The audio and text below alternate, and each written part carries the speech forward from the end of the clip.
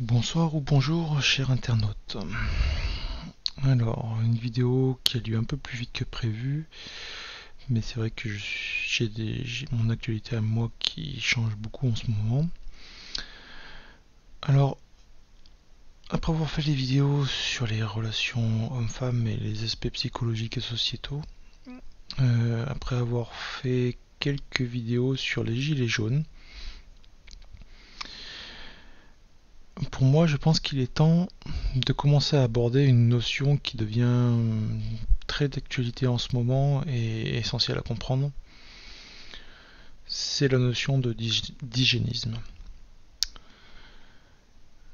Alors, on va aborder la définition du d'hygiénisme parce qu'il peut y en avoir plusieurs. Pour moi, il y en a une qui synthétise vraiment tout, qui a une vue très très large.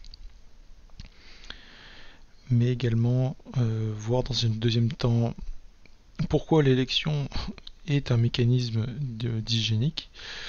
C'est une éloge à la paresse. Pourquoi le d'hygiénisme est un marqueur du déclin d'une civilisation. La responsabilité de la femme, de manière générale, des femmes, qui oriente une civilisation soit vers l'eugénisme, soit vers le d'hygiénisme, donc soit vers la croissance, soit vers la décroissance, la destruction, le déclin.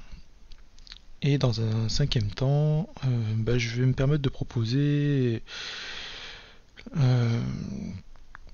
les profondes conséquences si on veut éviter cette autodestruction sociétale dans laquelle on est engagé.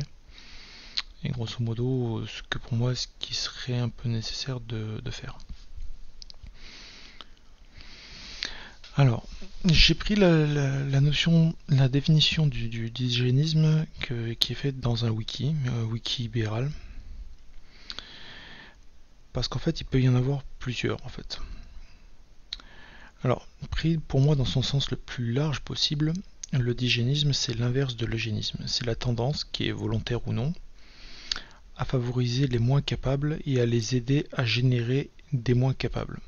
Donc ça, c'est la définition telle qu'elle a été initialement formulée, notamment par l'américain David Starr Jordan, qui, en regardant l'aspect sociologique de l'effet de la guerre de 14-18, la Première Guerre mondiale, montre qu'en fait, effectivement, les hommes qui sont les plus valides et les plus aptes à être moteurs dans une société vont être ceux qui vont être tués pendant cette Première Guerre mondiale, tandis que les invalides restent chez eux.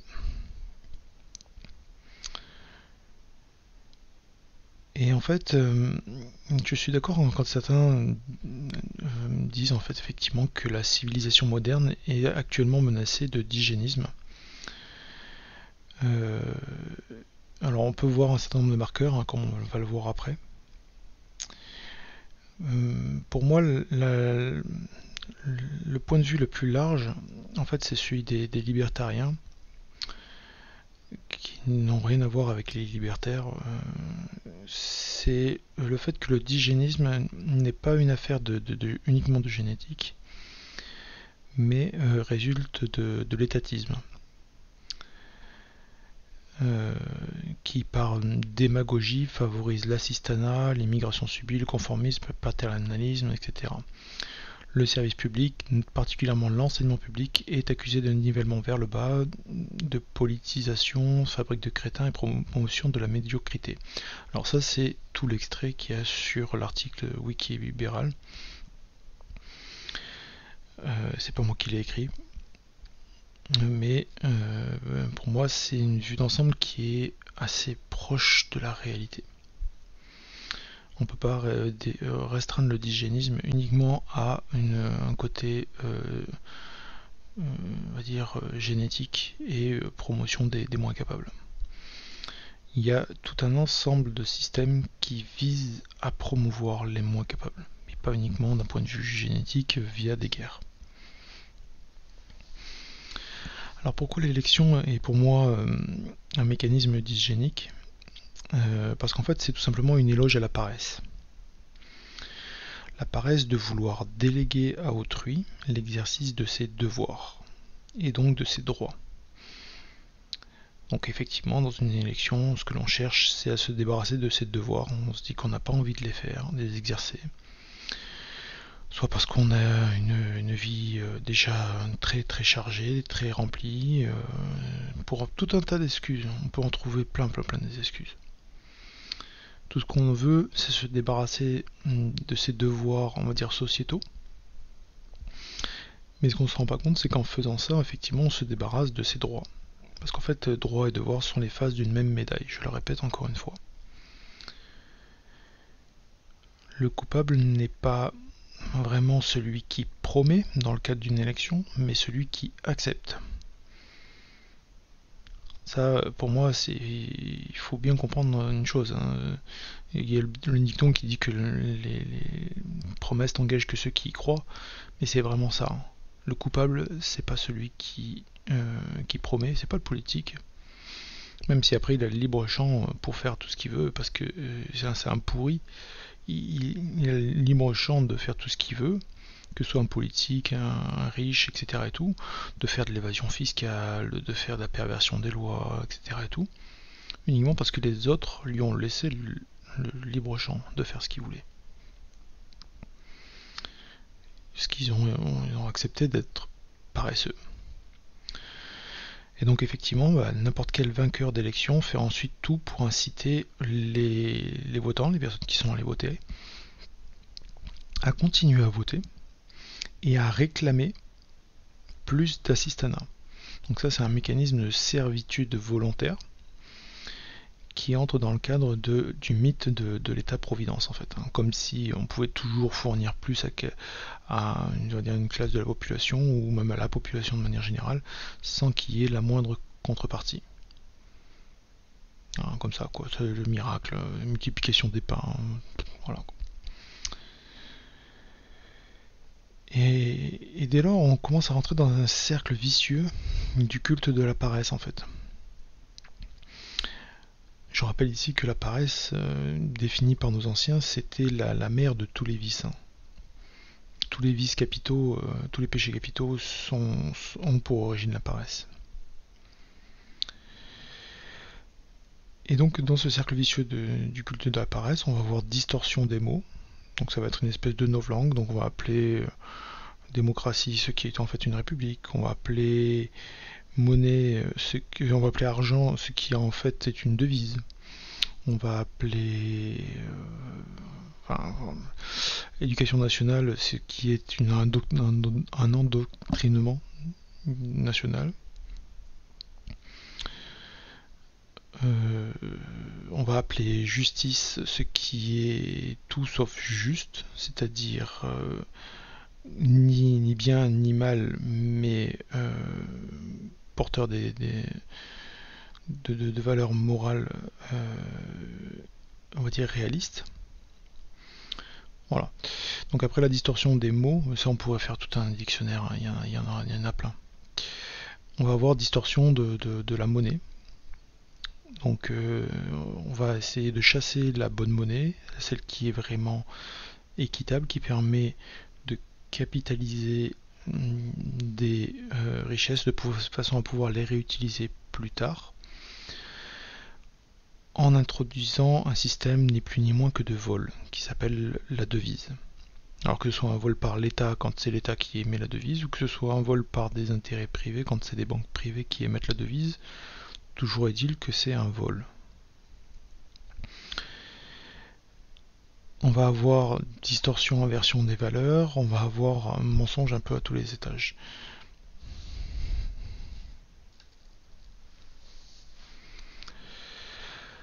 Alors pour moi le diégénisme, ce n'est pas en soi la cause du déclin d'une civilisation.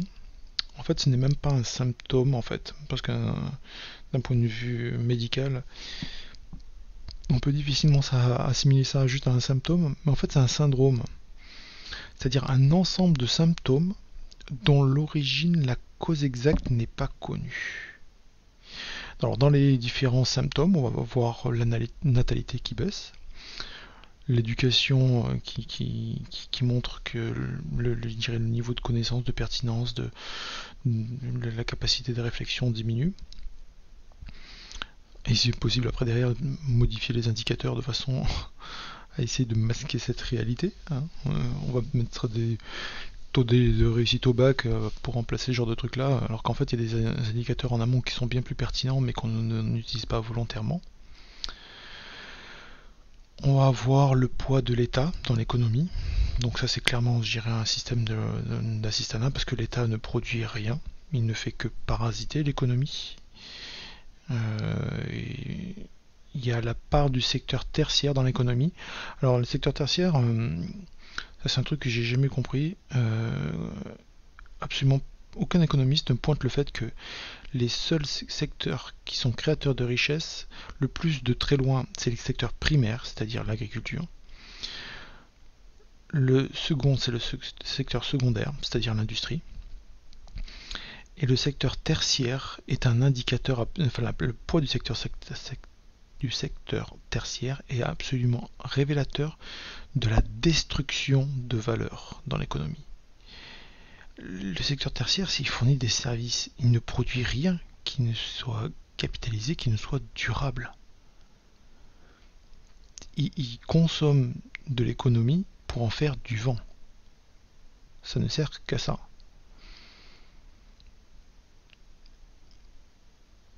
Et donc, clairement, le secteur tertiaire, c'est quand il occupe une grosse part des secteurs économiques, c'est un indicateur parfait d'un effondrement de l'économie, de l'effondrement d'un pays. Voilà. Bon, toujours est-il que le digénisme, pour moi, c'est vraiment un syndrome en fait. Comme on pourrait dire la fièvre ou le sida, etc. Et tout, il y a tout un ensemble de facteurs qui viennent en amont et qu'on n'est pas capable d'expliquer en fait. C'est juste que y a un ou deux paramètres qui interviennent et bon voilà. Le digénisme actuellement, en fait il est vainqueur parce que son pendant, pour atteindre un équilibre, c'est-à-dire l'eugénisme, est complètement tabou. On en a fait un diable et du coup il est complètement exclu, même pas envisagé en fait. C'est des mécanismes qui sont très très courants quand on cherche à manipuler. Donc c'est ce que j'avais mentionné en avant. En amont, c'était la perversion du langage. On ne va pas expliquer l'eugénisme pour ce qu'il est, c'est-à-dire un système qui favorise l'essor d'une civilisation, mais au contraire, on va lui attribuer tout un ensemble d'adjectifs tabous, créer un mythe tout autour, etc. Et donc, en nous privant de la capacité de manipuler cette notion, on nous prive de toute alternative, on nous confisque mentalement toute capacité à nous émanciper. Et les pseudo-alternatives au système actuel qui est digénique, en fait, c'est des impasses, c'est des leurres. En fait, d'un point de vue sociétal. Je peux prendre comme exemple des trucs comme, je sais pas moi, la pyramide de Maslow, qui est vraiment axée uniquement sur le travail en fait. Quand on la regarde, la pyramide de Maslow, en fait, on part de la base, on arrive tout en haut, et on est arrivé dans une impasse quoi. Ça ne permet absolument pas aux civilisations, de manière générale, de croître, de s'émanciper, de capitaliser, de perdurer. C'est juste un descriptif à deux balles qui est issu uniquement d'un constat sur le monde du travail. Hein. C'est même pas transposable complètement, je dirais, de la vie personnelle ou autre, ça inclut absolument aucun aspect. Dès que vous allez commencer à parler de, je sais pas moi, spiritualité, de sociétal, de philosophie, tous ces trucs-là, impossible à les mettre dans la pyramide. Là, je mentionne juste cet exemple-là, mais en fait, on pourrait en trouver plein on va dire des alternatives au digénisme, et à chaque fois, en fait, c'est des choses qui nous envoient vers des impasses, en fait, vers des voies de travers. Alors pour moi, effectivement, la femme a une part extrêmement importante, mais je dis bien extrêmement importante, dans l'orientation d'une société vers l'eugénisme ou vers le dysgénisme. Le problème, c'est que le féminisme qui a démarré dans les années 20 n'avait pour but que de rendre la société entièrement sous l'emprise de l'économie en fait. C'est ce que comment ça s'appelle, certains appellent la société marchande,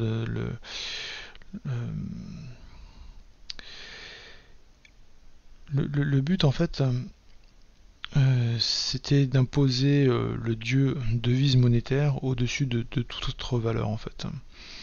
Et ça faisait exactement suite à la Première Guerre mondiale qui avait pour but uniquement de décimer à la fois on va dire les hommes valides et de décimer la véritable monnaie de l'époque qui était des valeurs métalliques, argent et or, quoi, qui sont les seuls capables d'être vérifiés, tracés, anonymes, capitalisant de la valeur. Voilà. Donc en fait, il fallait imposer un système qui faisait exactement tout l'inverse, où l'on peut vous épier, où on peut vous confisquer, où on peut vous voler en permanence, y compris même si vous dépensez pas parce qu'on a juste à imprimer de la devise en face. Voilà. Et en fait, donc ce féminisme, avec la promotion de la jouissance débridée, donc de la surconsommation, entre autres, et le soutien inconditionnel de l'État corrompu, enlève tout repère en fait à la femme en fait. On a vraiment eu une transition à partir de la Première Guerre mondiale et le début des années 20 qui a empêché, je dirais, les sociétés à l'époque de comprendre les changements de valeur auxquels ils faisaient face. Et le problème, c'est qu'en fait, la femme étant amorale, je dis bien amorale, c'est pas immoral, c'est-à-dire les femmes de manière générale n'ont pas le sens moral des hommes, ne sont pas capables de discerner le bon du mauvais, n'ont pas ce sens, je dirais, supérieur, parce qu'elles sont par essence extrêmement on va dire souples d'un point de vue sociétal en fait. Elles peuvent passer dans le camp des vainqueurs, elles peuvent changer de clan, ça s'est toujours vu dans le passé, ça ne pose aucun souci. Alors que un homme, lui au contraire, il est ancré dans un territoire, il est ancré dans un clan, il est ancré dans des valeurs, et donc il doit savoir quels sont on va dire, les repères moraux qui vont assurer la pérennité de ce clan, la pérennité de sa descendance, etc. Et donc en fait, le problème c'est que comme la femme est on va dire amorale, si on la prive de repères, en fait elle prend pour argent comptant en fait, ce qui est un peu ironique comme formulation, le discours du pouvoir dominant en fait. Le discours de celui qui, on va dire, je dirais pas hurle le plus fort, mais en tout cas le plus de poids. Et comme ça va pas être l'individu isolé, et comme la société a perdu toute sa structure, a été profondément remaniée, comme on a tué tous ceux qui pouvaient éventuellement porter des discours vraiment qui ont du sens et qui sont basés sur des enseignements basés sur des siècles d'apprentissage, en fait effectivement la femme va être privée de repères et elle va du coup adopter on va dire l'eugénisme comme étant on va dire l'ensemble des choses vers lesquelles il faut tendre en fait.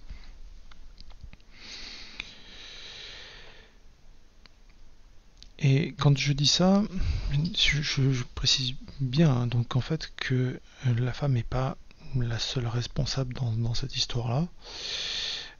Donc il y a eu on va dire un plan d'ensemble qui a été mis en place et que malheureusement les hommes de l'époque n'ont pas su le contrecarrer, n'ont pas pu su l'identifier et le contrecarrer de manière suffisamment efficace.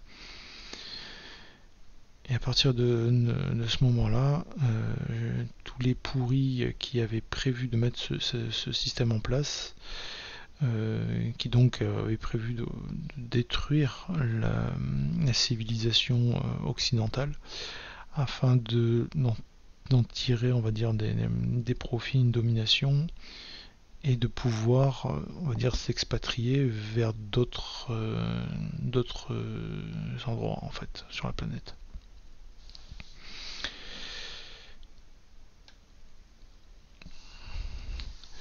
Donc, on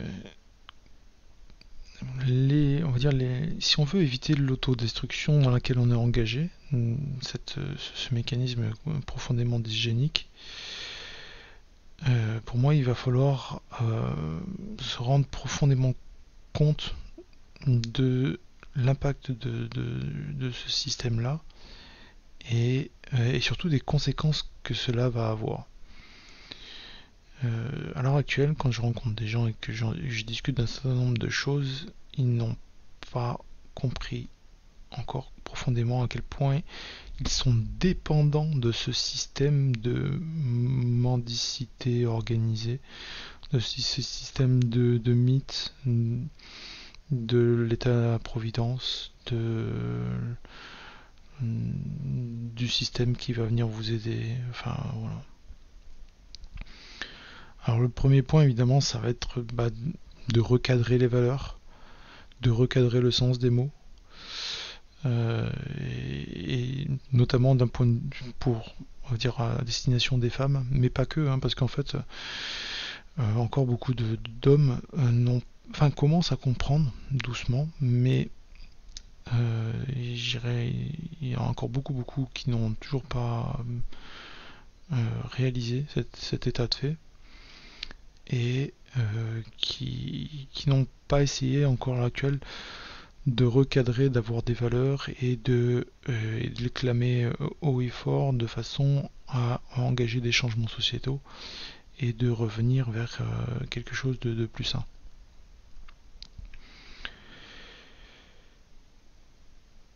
Donc à ce niveau-là, il y a un éventail qui est très large, hein, sur le premier point, quoi. Alors le deuxième, il est beaucoup plus concret déjà. C'est de cesser d'espérer que quelqu'un d'autre viendra vous sauver. Il va falloir devenir adulte. Ça veut dire arrêter de croire en l'état-providence, arrêter de croire en la police, arrêter de croire en la sécu, arrêter de croire en la monnaie, arrêter de croire en l'élection, arrêter de croire en tout. Il va falloir commencer à prendre ses propres responsabilités, quoi. Il va falloir arrêter, voilà. Donc ça, c'est, je dirais, d'arrêter d'espérer, de croire que quelque chose d'autre va venir vous sauver. Et après, comprendre aussi qu'il y a un certain nombre de choses qu'on ne peut pas déléguer à qui que ce soit. Et ça va être les pouvoirs. Pour moi, la séparation des pouvoirs, ça n'a jamais existé. Le pouvoir, il doit être pulvérisé et dispersé au sein du peuple. C'est la seule façon d'assurer, d'éviter une concentration de pouvoir. Mais la séparation des pouvoirs, elle n'a jamais existé. Alors de nos jours, maintenant, c'est encore plus flagrant parce qu'en fait, ils font tout pour qu'ils soient bien concentrés et ils ne se cachent plus. Voilà quoi. Et ils s'entremêlent tous, hein. C'est pas l'exécutif qui pilote tous les deux autres, non, ils s'entremêlent tous. Le pouvoir judiciaire intervient dans le pouvoir législatif qui intervient dans le pouvoir exécutif, enfin bon, c'est... Voilà. Mais après, il y a aussi des choses qu'on ne pourra pas déléguer, quoi. Il va falloir s'en rendre compte. C'est se défendre. Assurer des moyens d'échange économique qui soient viables, qui ne soient pas, je dirais, du vol. revoir sa spiritualité et ne pas se la faire imposer par quelqu'un, par une entité, par une religion, par ce que vous voulez.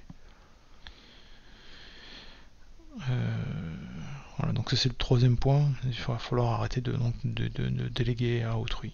Il y a un certain nombre de choses qui relèvent de votre être, des choses essentielles que vous avez à porter en ce monde et que vous ne pouvez pas donner à autrui.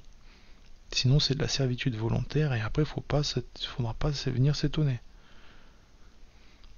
Là où par contre c'est dégueulasse, c'est qu'en faisant ça, vous accroissez également le pouvoir de personnes malveillantes qui vont s'en prendre à des personnes qui, elles, ne veulent pas se soumettre. Donc, quelque part, vous participez à rendre également esclaves d'autres personnes qui n'ont rien demandé, qui elles au contraire se battent pour avoir leur liberté. Le quatrième point, il va falloir regarder en face ses propres démons, arrêter de se mentir. Alors bon, j'aime bien la fameuse citation dans le livre de Dune de Frank Herbert. Mais c'est un peu ça en fait. Il va vraiment falloir arrêter de se mentir. Parce qu'en fait, des excuses, on s'en invente plein. On essaie de tourner autour du pot et on essaie de s'inventer des excuses. Il va bien falloir voir qu'il va y avoir des choix à faire, ça c'est sûr. Chacun a sa vie avec ses occupations, etc. Mais il y a des choses qui sont absolument essentielles. Et si vous voulez laisser tomber tout le reste des choses auxquelles vous avez consacré votre attention, en fait vont se retrouver à être complètement secondaires. À un moment donné ou à un autre, ces choses-là vont devenir secondaires. Même quand c'est des choses les plus profondes possibles, hein, même quand ça va être la famille, etc. et tout, vous allez voir. Et la petite pointe d'humour pour terminer donc cette vidéo, pour moi une des profondes conséquences si on veut éviter l'autodestruction, commencez déjà par imprimer et afficher chez vous la fable de la cigale et de la fourmi en fait. Parce que c'est exactement ça dont il est question. La cigale, elle est l'esclave de la paresse, elle se laisse aller. Et puis, à un moment donné, vient une petite pichenette du destin, vient un petit revers, parce qu'il y en a toujours un petit peu dans la vie. Mais en fait, comme elle n'a pas participé à construire un monde plus résilient, un monde plus solide, plus durable, comme elle a délégué à d'autres le désir de sécurité, des besoins vitaux, d'exercice des pouvoirs, etc. Oui, elle va se retrouver bien dépourvue, la pauvre cigale. Le problème, c'est qu'à l'heure actuelle, les cigales, elles ont étouffé les fourmis, en fait. Et donc, si on veut que l'autodestruction s'arrête, il va falloir arrêter de faire l'apologie de la cigale, telle qu'elle est à l'heure actuelle. Il va falloir dire non à tous les mécanismes d'élection. Il va falloir commencer à réfléchir, à arrêter de se mentir, regarder les choses en face, arrêter de vouloir qu'un système quelconque vous aide. Les systèmes ne sont pas là pour vous aider, il y a toujours des contreparties. Et c'est ce qu'on ne vous dit pas qui vous rend esclave. Voilà, sur ce, fin de cette vidéo qui fait un petit peu la jonction entre les vidéos gilets jaunes et les vidéos sur les relations hommes-femmes. J'ai dû faire cette vidéo, cette présentation un petit peu au pied levé. Je pense qu'il y a peut-être un petit peu à optimiser. Je verrai dans le futur si je la revois ou pas. Voilà, je vous souhaite une bonne réflexion et puis une bonne croissance de votre être vers un monde meilleur.